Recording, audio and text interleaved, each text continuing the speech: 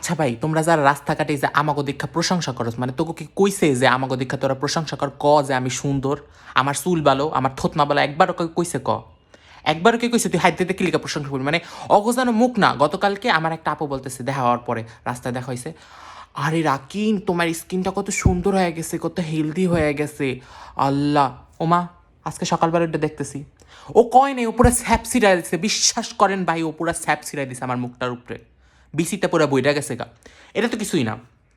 আমাদের বংশগতভাবে সবার চুলই অনেক, মানে চুলের গ্রোথ ভালো হয় জেনেটিক্যালি। এটা এক একজনের এক এক জিনিস থাকে।